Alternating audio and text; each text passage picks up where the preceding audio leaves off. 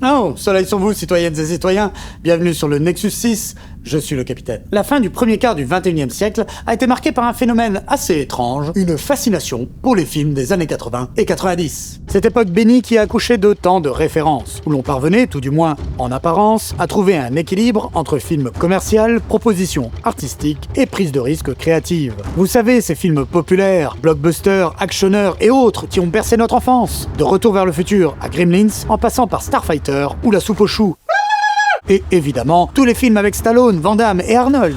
Ah, Arnold Schwarzenegger, une icône, il faut le dire. Un comédien qui a su capitaliser sur son physique imposant pour s'illustrer dans des rôles qui correspondaient à cette image. Puis qui a progressivement réussi à proposer des choses plus nuancées, notamment en s'aventurant du côté de la comédie, avec des films comme Les Jumeaux, Un flic à la maternelle, ou encore Last Action Hero. Je crois que je peux affirmer que j'ai vu tous ces films, et c'est normal pour quelqu'un de ma génération. Sauf un, Running Man. Étonnamment, je suis complètement passé à côté. Alors attention, je connaissais le film, son concept, son esthétique et son histoire. Adapté librement du roman de Stephen King, le film se déroule dans un futur dystopique où la société est dominée par un régime autoritaire et une télévision omniprésente. Ben Richards, un ancien policier accusé à tort d'un massacre, est capturé et forcé de participer à The Running Man, une émission de télé-réalité ultra-violente dans laquelle des condamnés sont traqués par des chasseurs professionnels. Manipulé, mis en scène comme un criminel, Richards deviendra malgré lui le symbole d'une révolte populaire. Au fil des épreuves, il affrontera les chasseurs, exposera les mensonges du système et finira par retourner le spectacle contre ses créateurs, révélant la corruption du régime et la nature propagandiste de l'émission. Il y a tout pour faire un excellent film de science-fiction, pourtant si je ne l'avais jamais vu, c'est parce qu'il m'avait toujours fait l'effet d'un film un peu kitschouille quoi.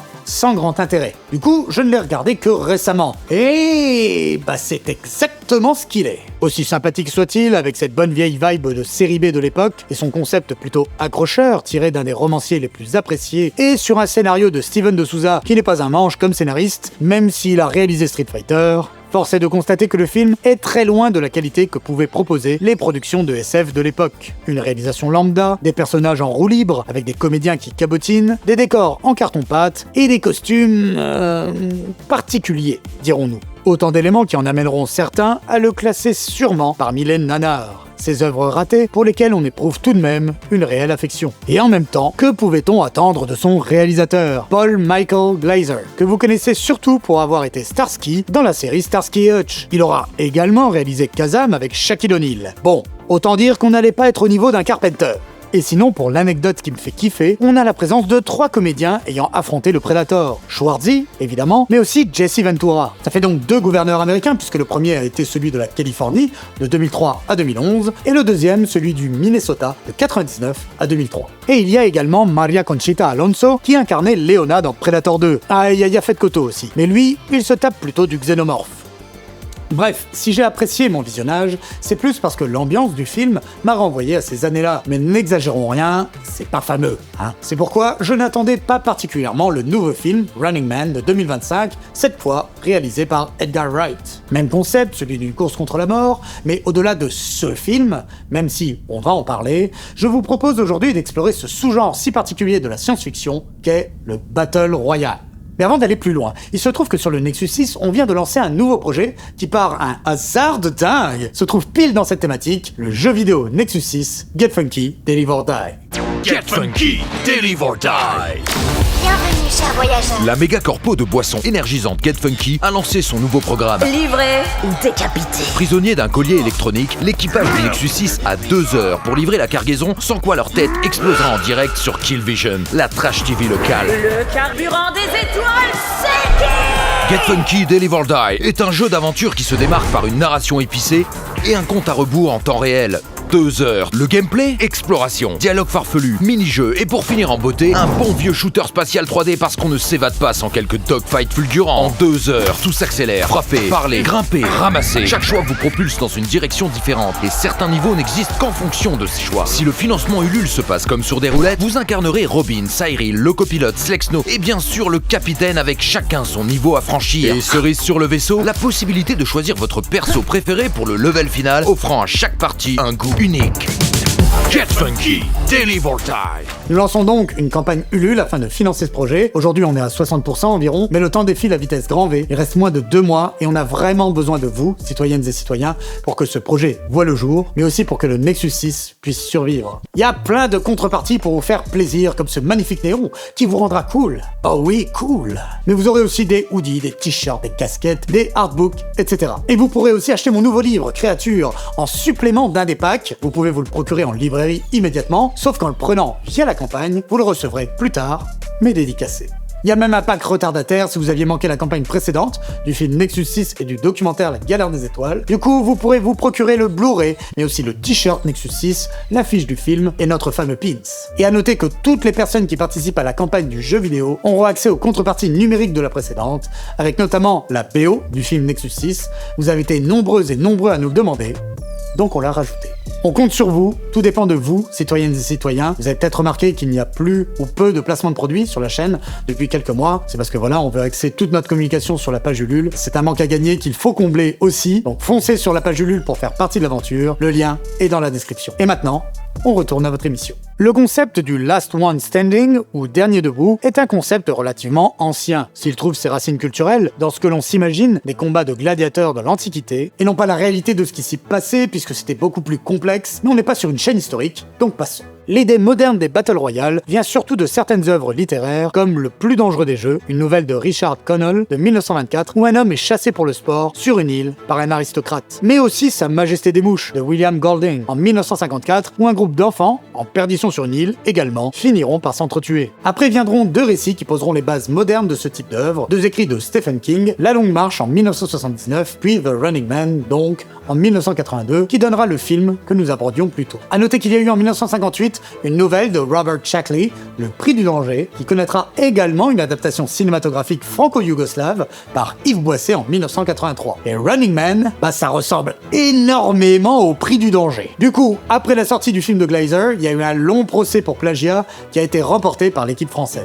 Mais c'est en 1999 que sort le roman qui donnera son nom au genre, Battle Royale de Koshin Takami, qui sera adapté l'année suivante par Kinji Fukasaku. Dans Battle Royale, on suivra une classe d'adolescents dans un Japon totalitaire, envoyés sur une île, décidément, et contraints de s'entretuer jusqu'au dernier survivant. Une œuvre culte, également adaptée en manga, qui a eu un retentissement majeur pour toute une génération et qui aura inspiré toutes les œuvres futures. Que cela soit dans le jeu vidéo, avec des titres comme PUBG ou encore Fortnite, mais aussi tout un pan de la littérature Young Adult, avec Hunger Games et Le Labyrinthe. Mais avant de voir les thématiques particulières abordées par ce sous-genre, on peut classer le Battle Royale en plusieurs catégories. Le type institutionnel ou étatique, dans lequel le jeu mortel est organisé par un gouvernement pour contrôler la population ou maintenir un système oppressif. Battle Royale, La Longue Marche, The Hunger Games ou encore The Purge. Le type médiatique, qui est souvent lié à l'étatique d'ailleurs, où le massacre devient un spectacle diffusé en direct pour divertir les masses. The Running Man, évidemment, ou encore Gamer. Le type expérimental, ici les participants seront soumis à un protocole, une simulation ou une expérience de laboratoire, comme dans Cube, Le Labyrinthe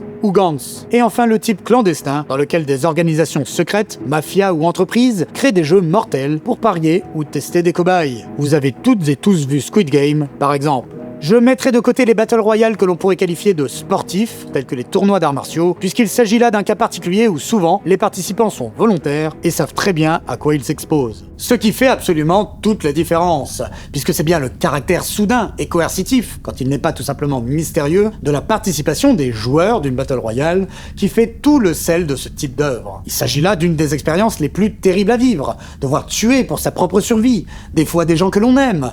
Ainsi, les Battle Royale sont un genre qui permettent d'aborder de nombreuses thématiques profondes. En premier lieu, donc, la lutte pour survivre. Jusqu'où l'on est prêt à aller pour cela? Jusqu'à quel degré de violence? Nos valeurs nous définissent-elles autant que le penser face à une situation aussi dramatique? On explorera ainsi un certain processus de déshumanisation dans le meilleur des cas, ou de manière plus cynique à la révélation de la réelle nature des humains une fois que le vernis de la société se craquelle. Paranoïa, égoïsme, trahison, autant de comportements qui parsèmeront ces récits. Ensuite, le totalitarisme et la critique sociale, puisque ce massacre organisé sera souvent l'occasion d'explorer des sujets comme le contrôle des masses, la propagande ou encore la répartition injuste des richesses, puisqu'on constatera souvent que les personnes se trouvant dans ces situations impossibles sont les plus précaires. Mais aussi, et c'est à noter, une certaine tendance à punir la jeunesse, la révélation concrète d'une société qui refuse tout changement, toute évolution. Enfin, le voyeurisme de la société spectacle, avec une critique directe de la télé-réalité, des médias et du divertissement morbide. Souvent, le public sera complice de la mascarade qui se déroulera devant ses yeux, donnant ainsi une vision particulièrement misanthrope de nos comportements. Par ailleurs, on constatera dans les œuvres plus récentes une critique de la culture du buzz également. Voilà pour les présentations. Et très clairement, les Battle Royale, j'adore ça. Cela a beau être structurellement toujours la même chose, j'aime ce type de mise en situation qui va permettre d'explorer les personnages et voir de quoi ils sont faits. Et si même en leur sein des archétypes reviendront souvent, le héros moral qui refuse de se soumettre au jeu, le stratège, le psychopathe, le pragmatique, le traître, le gentil géant, la victime, le vengeur, etc., je dois avouer que je suis systématiquement impatient de découvrir comment l'œuvre va réussir via ses dialogues, la relation entre les personnages et, lorsqu'il s'agit d'un film, via le jeu des comédiens, à mettre en scène d'une façon innovante ce type de récit hyper codifié. Et c'est là qu'on en arrive au dernier exemple en date à votre époque, ce nouveau Running Man, devant lequel je ne me suis pas ennuyé. Voilà. Ouais.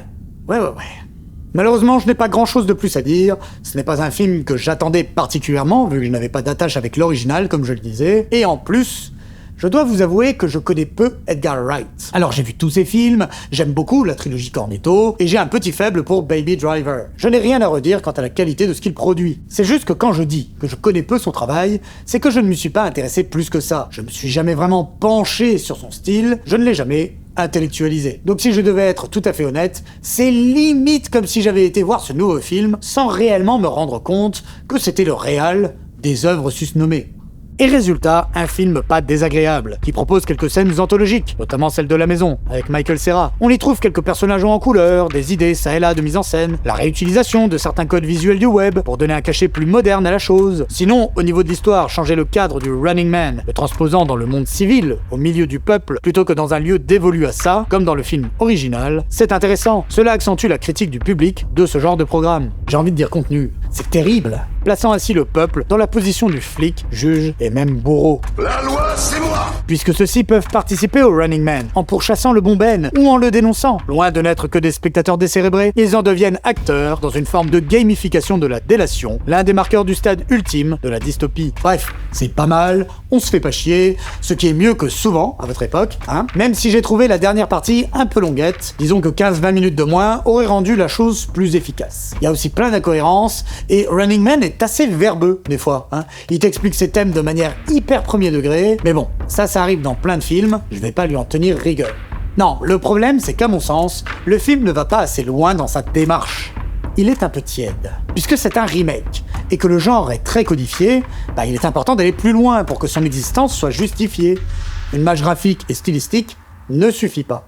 Parce que le film promettait une certaine folie avec le personnage de Glenn Powell. J'ai vraiment du mal avec ce comédien. Mais bon, j'ai pas vraiment d'argument, j'aime juste pas sa gueule. Ben Richards, il nous est présenté comme un mec hyper énervé, qui a du mal à tenir ses nerfs face à l'autorité. Chose que je comprends et que je respecte. Mais si le film nous l'expose ainsi et nous le montre un peu au début, cela s'essouffle pas mal tout au long de l'histoire. Et cela se ressent dans le rythme global. Running Man aurait vraiment mérité d'être beaucoup plus fou, d'aller à 100 à l'heure, sans aucun temps mort. Surtout que c'est dans le titre, Running Man, l'homme qui court. Là on est plutôt dans... Cash Man? En fait, Hypertension avec Jason Statham est un meilleur Running Man que cette nouvelle interprétation. Ici, le personnage principal n'a pas le choix, il doit être en action tout le temps, il est survénère. Ça donne au film un cachet hyper cool, qu'on retrouve pas vraiment dans celui de Wright, beaucoup plus sage. Alors que, j'ai le sentiment que c'est exactement ce qu'il voulait faire. C'est malheureux, mais dans le genre, j'ai limite préféré un gamer avec Gerard Butler. Le film est con comme pas deux, mais il aborde les mêmes thématiques. Gladiateur moderne, ultra-violence face à une masse populaire que l'on a progressivement abruti, et encore pire, ultra vénale et consommatrice, avec en bonus un concept hyper cool où des joueurs prennent le contrôle du corps de véritables humains condamnés afin de s'entretuer dans un jeu vidéo qui n'a plus rien de virtuel. Et même si c'est pas un chef-d'œuvre, il avait pour lui de ne pas trop se prendre au sérieux, d'avoir conscience de ce qu'il était, un film populaire, généreux, qui, je pense, allait faire passer son message auprès des gens que ça concernait, ce qui est assez rare pour être noté. Maintenant, quant à savoir si c'est efficace, je vous laisse juge, c'est vous qui vivez dans l'une des pires époques de l'humanité. Mais c'est peut-être là tout le problème avec ce nouveau Running Man, le contexte dans lequel il a été créé. Tous les Battle Royale précédents ont été produits à une époque où l'on avait l'impression que tout ceci était de la fiction, que c'était trop exagéré, que cela n'arriverait jamais. C'était choquant et c'est ce qui faisait tout leur intérêt. Mais en 2025, qui serait encore dérangé parce qu'il verra dans Running Man? Presque personne. Vous vivez dans une époque si grotesque à tous les niveaux, politique, médiatique, économique, que le nouveau film d'Edgar Wright paraît au mieux bien fade, au pire, limite trop tranquille par rapport à la réalité de la violence de votre société. On est donc face à une œuvre qui, je trouve, ne nous apprend rien, n'a rien de nouveau à dire sur les sujets qu'il traite par rapport à ses prédécesseurs, et qui n'a même pas vraiment la folie créative pour nous marquer davantage. Donc j'avoue que je ressors de ce film en me disant, à quoi bon? Y a-t-il réellement quelque chose de nouveau à dire sur tout ça? D'ailleurs, le film n'a pas vraiment fonctionné, et je pense que, outre l'état plus global de la production cinématographique de votre époque, qui doit jouer tout de même, il y a simplement le fait que le concept de Running Man ne déplace plus les foules, puisqu'ils vivent déjà dans cette dystopie grotesque, ou en tout cas, ils en ont le sentiment. Parce que tous les jours, vous vous levez dans un monde où il y a un gars comme MrBeast, mais qui produit 5 Running Men par semaine, en vendant des barres chocolatées de merde avec son sourire faux et sa sale gueule de connard. Alors que la logique voudrait que l'ensemble de notre société lui enlève toute possibilité de se connecter à Internet et de créer quoi que ce soit pour le restant de ses jours. Pour le bien de l'humanité. Mais non, on ne fait rien. On se complaît là-dedans même. Ou bien on n'a pas le choix, pas le temps, on ne voit pas le problème. Donc sincèrement, Running Man, je pense que ça n'a aucune portée, alors que c'est exactement ce qu'il devrait faire, être un caillou dans la chaussure, titiller là où ça fait mal. Bon, au moins il se termine par un petit message d'espoir, avec une révolte populaire face à la folie de ce monde. Si tout ce qui a amené dans le film n'est pas très cohérent et un peu expédié, il a au moins pour lui de finir sur cette petite note vaine, mais salutaire. Merci pour votre écoute, citoyennes et citoyens, j'espère que cette émission vous aura plu. Je vous le répète, nous avons absolument besoin de votre aide pour que le jeu vidéo Nexus 6 puisse exister, donc foncez sur notre campagne Ulule afin de soutenir ce projet. Sinon, vous vivrez éternellement dans un monde où MrBeast continuera à vous inonder de ses productions délétères, alors que le Nexus 6, lui, n'existera plus que dans vos souvenirs, et encore. Parce que vous l'avez peut-être pas remarqué, mais depuis le début de cette émission, on a des infiltrations d'eau et des gouttes qui me tombent partout derrière moi, là. Voilà où on en est. En tout cas, merci à toutes et à tous pour votre éternel soutien, quelle que soit sa nature d'ailleurs, dons, mais aussi les partages, les commentaires, likes et autres boosts. C'est grâce à vous que nous avons réussi à tenir jusque-là. Donc merci pour tout, sans vous, nous ne sommes rien. Par ailleurs, on se lance en live tous les mercredis soirs à 19h sur YouTube, mais aussi sur d'autres réseaux. On va voir. Avec Slexno, on passera un moment avec vous. Ce sera l'occasion de jouer à des jeux ou même d'échanger, de faire des reviews d'anciens épisodes. Enfin voilà, on va tester plein de trucs. Et l'idée, c'est de passer un excellent moment avec vous, au moins pendant la campagne Ulule, et après on avisera. Donc soyez au rendez-vous le mercredi à 19h. Si vous êtes abonné, n'hésitez pas à vérifier que votre compte YouTube n'est pas en mode restreint et que la cloche est activée sur Nexus 6. Et pour vous qui n'êtes pas abonné, n'attendez plus et bienvenue dans l'équipage. Soleil sur vous et à très bientôt sur Nexus 6. Ciao.